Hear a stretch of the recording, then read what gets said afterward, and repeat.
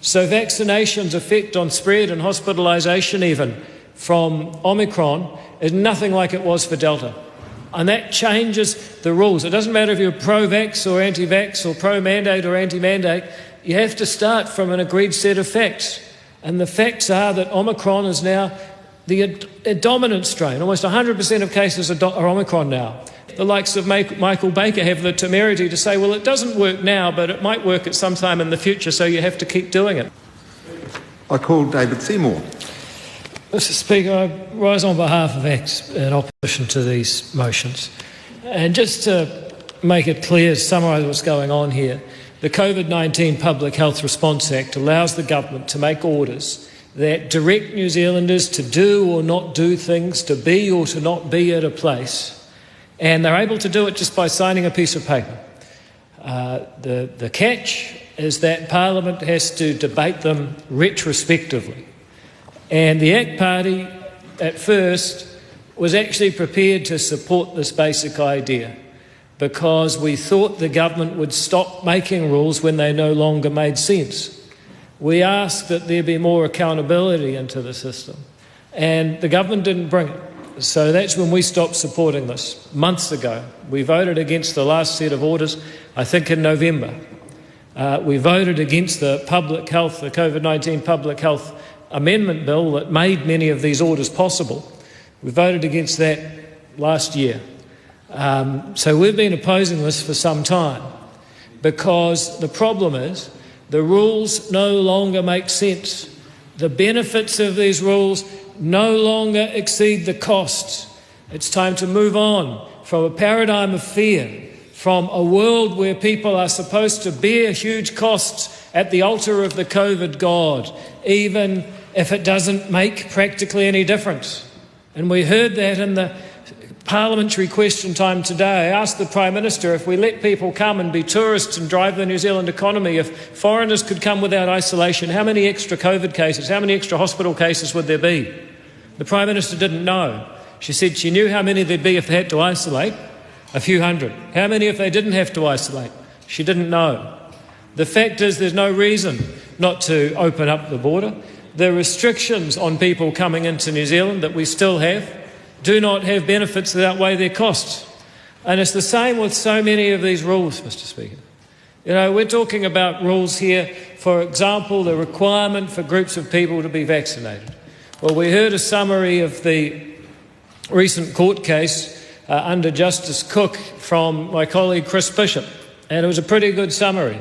What the judge found is that the mandates are not required for the specific purpose of business continuity for police and defence. They have enough people. They could take the people who are in danger of COVID from not being vaccinated and sub them out. They wouldn't actually stop the police or the defence force from continuing to do their work. So the mandates weren't justified. They weren't a justifiable limitation on people's freedom to choose. And then the judge said something else that's very important. He said Omicron is changing the calculus of COVID. Omicron is different. It's easier to spread. It spreads more easily. It's less virulent. It's milder if you do get it. And it has what they call immune escape properties. Different, vastly different from Delta. So vaccination's effect on spread and hospitalisation even from Omicron is nothing like it was for Delta. And that changes the rules. It doesn't matter if you're pro-vax or anti-vax or pro-mandate or anti-mandate. You have to start from an agreed set of facts. And the facts are that Omicron is now a dominant strain. Almost 100% of cases are Omicron now.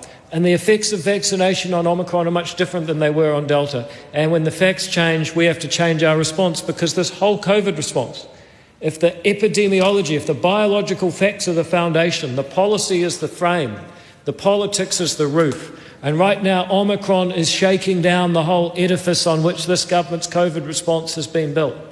Let me give you an example of what some of these rules that are inflexible mean at a personal level. And this is a story of a constituent. I don't know, someone comes to see me as a constituent, it's secret, I don't tell about it, but this is from someone who said it's time to use my voice. I'm talking about the chaplain at a school called Dilworth that's had a lot of challenges. This school is going through all sorts of difficulties. It's not the fault of any of the people there now. All historical, but still very painful. The chaplain is not an anti-vaxxer. In fact, he was vaccinated twice. but he had a response that was very bad to his second dose. And he went to see his doctor. His doctor said, I recognise that actually is a legitimate recognised response to the Pfizer vaccine. And he said, look, it was so horrible, it affected him for months, he didn't want to get the booster. But because he doesn't want to get the booster, and because of the mandates on whole professions like education, and because of the requirement to be boosted by today if he wants to keep working, he has to go home. At a time when that school most needs a chaplain, it can't have one. And I have to ask, given the changing calculus of COVID with Omicron, is that worth it? Is that sane? Dare I ask the Prime Minister, is that kind? I don't think so. It no longer stacks up. It no longer makes any sense. And there's so many ways that we could have had a more humane response to vaccination requirements. In fact, there's 3 things we could have done that would have helped him. First of all, we should have said, it's vax or test. Sure, I understand, under earlier variants, people wanted to know the people around them are less likely to give them COVID. It's self-protection. But really, if the person gets a test every 72 hours, as ACT proposed in October, if you know that they are not carrying COVID because they've been tested, then do you really care if they're vaccinated? Why would we indulge in a mania of going even further and saying that they have to be vaccinated if we've already secured our own protection by them having regular tests? So it should have been vax or test. That would have let this guy keep working.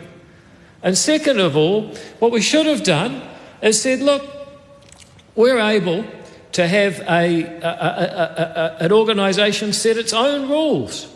Now, this particular school, any time, they'd be very happy to make an exception for this guy, but actually they can't, because it's the whole education sector. And here's the third thing we could have done to have a more humane response.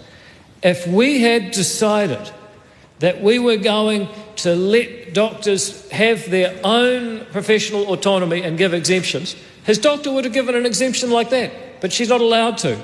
And the way that doctors have had their rights to give exemptions taken away is really quite extraordinary.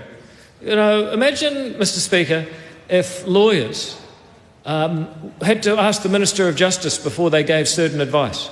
That would be an outrage. Lawyers would never stand for it. Doctors have been told you can't give certain advice to patients unless the Ministry of Health stands over you and says so. That's pretty extraordinary. Now, if we'd made it vax or test, let organisations like schools make their own rules and exceptions and let doctors operate with professional autonomy and make exemptions, I suspect we wouldn't have the level of social cohesion or loss of social cohesion, some of the angst that's out there. We could have had a much more humane effect on vaccination with the same outcomes in terms of public health.